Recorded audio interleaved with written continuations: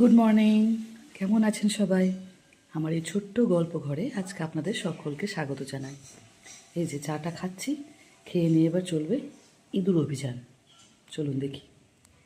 সকাল সকাল ইঁদুর হয়তো রাত্রেই দেহত্যাগ করেছেন। মনটা খারাপও হলো, একটু খেলে বেড়াচ্ছিল। আমার জামা কাপড় না কাটলেই পারত। দাঁড়ান দেখায়। এই যে কাল অনেকগুলো জায়গায় ইঁদুরের বিষ দিয়েছিলাম আটার সঙ্গে মিশিয়ে।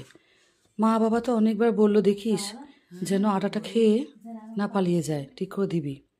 তারপর এই দেখুন কি কাণ্ড। সকালে উঠে সব যেগুলো বিষ দিয়েছিলাম তার কাছাকাছি দেখলাম, দেখছি কোথাও নেই।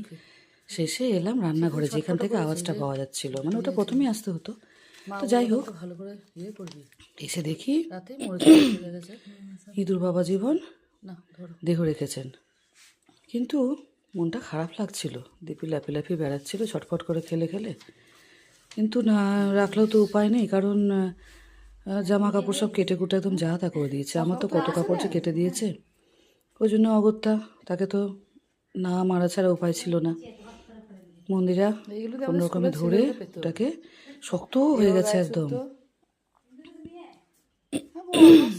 পাশে ড্রেন আছে, ওইখানে গিয়ে বললাম কোনটার দিকে ফেলে দাও।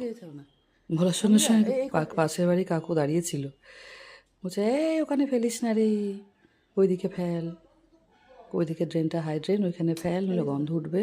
কিন্তু কতক্ষণ কি আর পড়ে থাকে, গাছে গাছে সব কাক বসে আছে, মানে ফেলার সঙ্গে সঙ্গে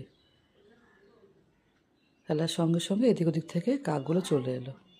এই কিছুক্ষণের মধ্যে ইঁদুর বিড়াল কাকে শেষ করে দেবে। যাই হোক, ভালো থাকবেন সকলে, সুস্থ থাকবেন, টাটা।